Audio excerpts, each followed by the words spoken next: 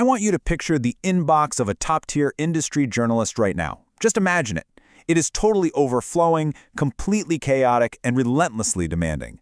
In today's saturated media landscape, businesses are just desperately competing for the attention of journalists, decision-makers, and investors. And yet, so many organizations are pouring massive amounts of time and honestly a lot of budget into corporate communications only to see their press releases entirely ignored. So why does this happen so frequently? Well, that painful reality of wasted PR budgets is exactly what we're going to solve today. Welcome to This Explainer.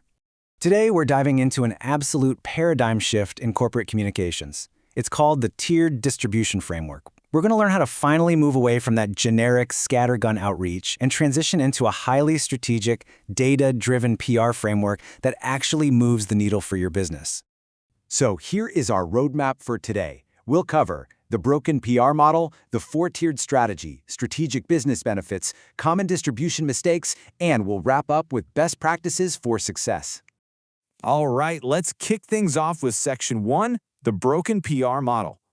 We've all seen this, right? The standard practice for years has basically been this batch and blast method. Companies write one single press release and they send that exact same one-size-fits-all document to literally every single publication on their media list. And what happens? Journalists get hundreds of these a week and they completely ignore them. They ignore them because they lack relevance, they're way too promotional, and they just fail to provide real industry value. Now, the alternative is tiered distribution. This method is tailored, it's highly targeted, and it builds genuine authority. Rather than treating every single media outlet exactly the same, this analytical approach prioritizes publications based on audience relevance and your specific business goals. It's a real game changer.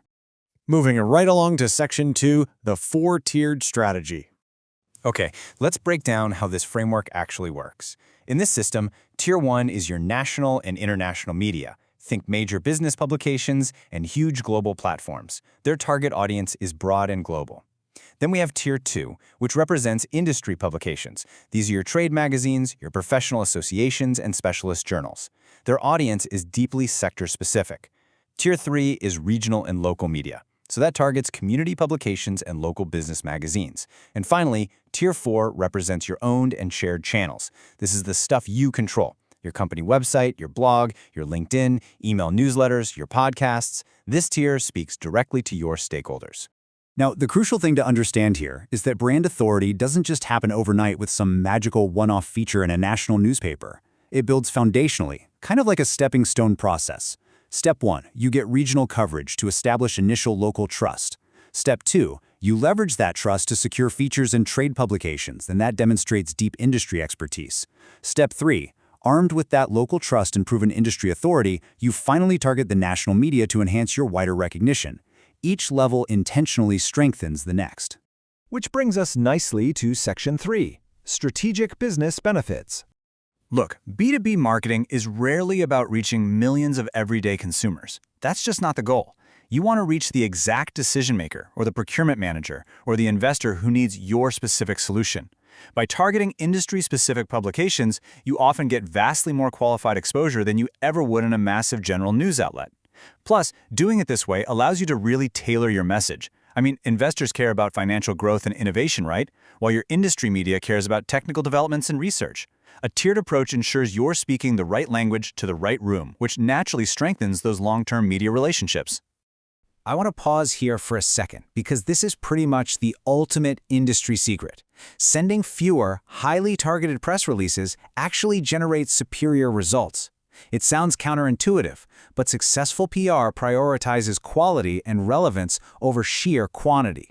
It entirely depends on cultivating genuine relationships with journalists and editors rather than just bombarding them with mass emails. And beyond just getting your name in print, this tiered strategy does some serious heavy lifting behind the scenes. First off, diverse media coverage across multiple reputable websites naturally generates a much healthier backlink profile.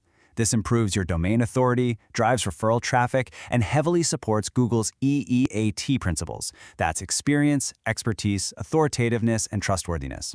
It also supports thought leadership because trade publications absolutely love expert opinions and industry forecasts.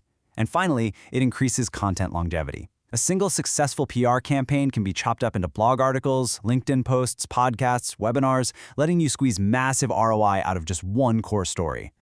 Now let's look at the flip side. In Section 4, Common distribution mistakes.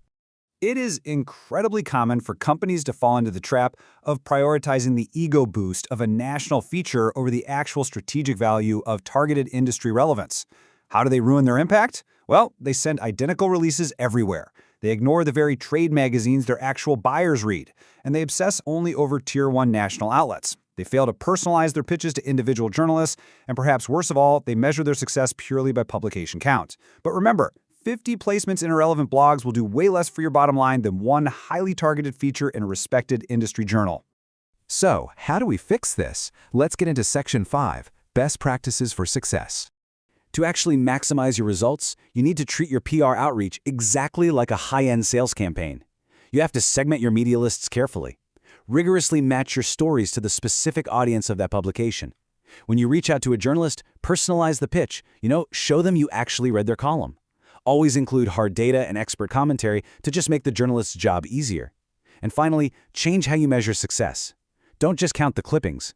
Coordinate your PR with your SEO efforts and measure the referral traffic, the backlinks, and the actual business inquiries that come from your coverage. Consistency in these practices is going to become your most valuable asset. To wrap up our analysis today, we really have to completely reframe what PR success looks like.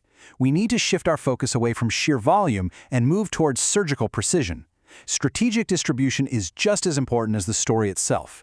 Ultimately, it's not about sending more press releases. It's about sending the right story to the right audience through the right publication at exactly the right time. I want to leave you with this final, somewhat provocative thought to chew on. As the internet becomes increasingly saturated with AI-generated content, human-verified, trusted editorial coverage is only going to become more and more valuable. Businesses that consistently provide accurate information, true industry expertise, and meaningful insights are the ones that will stand out in an increasingly crowded marketplace. So, you have to ask yourself, is your current communication strategy actually building that long-term authority, or are you just sending out noise? Thank you so much for joining me for this explainer on the tiered distribution framework. I really hope it's given you a powerful new perspective to take back to your team.